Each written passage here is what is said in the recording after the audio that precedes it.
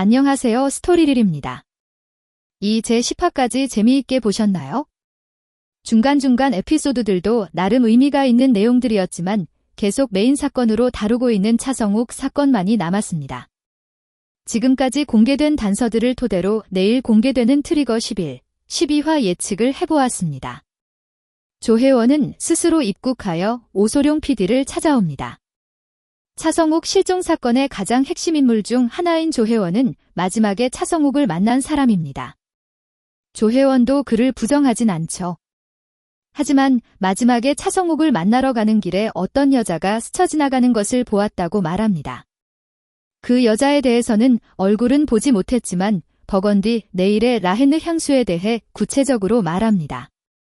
이후도 조혜원은 에피소드 중간중간 등장하면서 여러 가지 단서를 말해줍니다.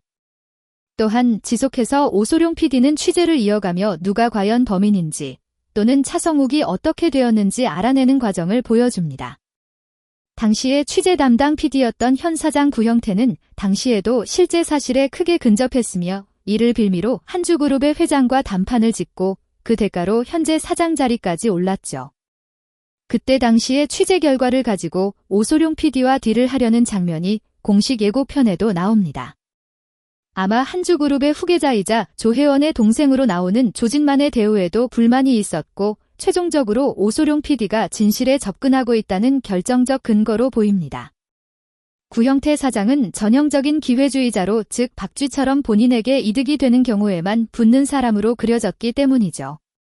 이제 와서 진실을 밝히는데 도움이 되고자 행동할 것으로는 보이지 않습니다. 애니멀 테라피스트가 당시 차성욱의 반려견이 느꼈던 감정이나 생각을 다루는 장면이 이전 회차들에서 보여졌는데 거기에서 결정적인 단어인 공 같았다라는 내용은 소름이 돋는 장면이죠. 강아지 시야에서 촬영된 것과 같은 컷들이 짧게 편집되어 있었고 거기서 그게 마치 차성욱의 사체인 것처럼 보였기 때문입니다. 또한 조혜원이 한주그룹의 건물 1층에 있는 조각상인 제뉴어리맨을 가져간 장면에서 이것도 인상적인 부분입니다. 얼굴을 나중에 스캔해보면 차성욱과 일치하는 장면이 나올 수도 있겠다는 생각이 듭니다. 이는 분명 조혜원이 이 사건과 크게 연관되어 있다는 증거라고 할 수 있겠죠.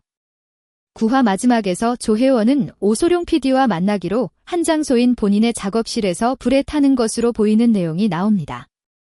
이런 사건들과 11, 12화의 공식 예고편을 연결지어보면 여러 가지 결과를 예측해볼 수 있습니다. 우선 조혜원이 나타난 것은 한주그룹의 회장이 쓰러진 것과 연관되어 있다고 봅니다.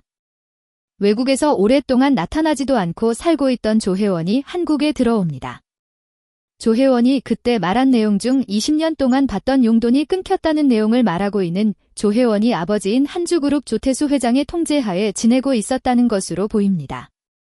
또한 집에 찾아간 조혜원이 조태수 회장의 인공호흡기를 제거해보는 장면이나 남동생 조진만과의 상호작용을 보면 정상적인 집안으로 보이진 않습니다.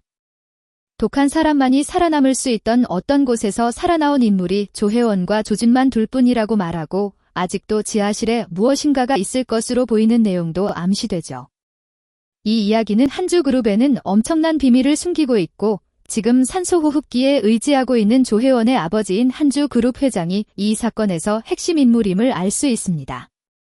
놀이개로서 자식을 다뤘던 조태수 회장이 차성욱을 죽이라고 사주했을 것으로 예상됩니다. 조혜원을 통제한다는 측면에서 자신의 소유물로 여겼던 것으로 보이고 차성욱을 조혜원이 사랑하면서 이에 벗어나려고 한다고 여겼을 것입니다. 그 과정에서 차성욱 실종 사건이 일어났을 것입니다.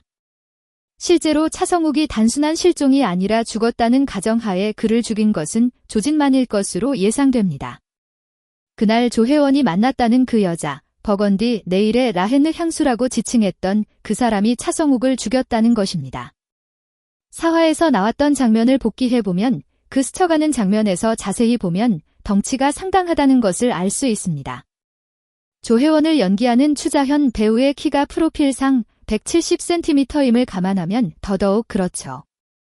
이로 인해 그것을 구형태 PD에게 인터뷰했던 조혜원은 그대로 조태수 회장의 감시하에 미국으로 떠나서 살게 됩니다. 그 사이에 결혼도 했다고 나오는데 그 남편은 푸른 수염으로 트리거의 제보자였는데 10화에서 죽어서 미국 버지니아주 대여 창고에서 머리가 발견됐다는 사실이 나왔죠. 근데 그것도 트리거에 제보한 것이 과연 조혜원이었을까, 진짜 그 남편이었을까도 의문이고 조혜원의 감시자였을 것입니다. 조태수 회장이 쓰러지고 나서 감시자인 남편을 죽이고 조혜원이 한국행을 택했을 것입니다. 조혜원이 사람을 죽이지 못할 것으로는 보이지 않고 충분히 누구든 죽였을 것 같지만 차성욱은 죽이지 않았을 것입니다. 만약 차성욱이 조혜원 본인을 배신해서 죽인 거라고 하더라도 그 사실을 조태수 회장이 알든 그걸 구형태 PD가 알든 굳이 숨어서 20년을 미국에서 살 이유가 되진 않을 것 같아서입니다. 공식 예고편에는 조진만이 불체포 특권 행사를 하는 장면이 나오죠. 조혜원은 정신병력을 오랫동안 앓았던 것으로 뉴스가 나오는 장면도 나옵니다. 이는 조혜원이 살아있음을 암시합니다. 조혜원이 살아 돌아오고 있대 결국 조진만을 차성욱을 죽인 범인으로 지목하고 본인도 죽이려고 했다고 경찰에게 진술합니다. 정신병력이 있다는 것으로 조현병으로 언론몰이를 하게 되지만 결국 그 협상 과정에서 조진만은 어쩔 수 없이 조혜원의 목과 자신의 목까지 구화해서 말했던 자선단체에 기부합니다. 그 이후에 한주그룹의 더러운 진실이 드러나게 되죠. 누군가의 시체가 11, 12화 예고에서 호수 속에 가라앉아 있던 것으로 나오고 있는 한주그룹의 더러운 비밀을 캐내는데 결정적 역할을 합니다. 결국 더러운 힘의 큰 주축 세력이었던 한주그룹이 몰락하는 것이 이 트리거의 마지막일 것으로 예상됩니다. 힘이 있지만 더러운 자가 얼마나 오랫동안 죄를 외면할 수 있는지, 그래도 그것을 끝까지 파헤치려는 사람이 있고 그 과정이 얼마나 험난한지 알게 되는 스토리였습니다. 트리거는 디즈니 플러스에서 시청 가능합니다. 내일 공개될 2편 기대하면서 이만 마무리하겠습니다.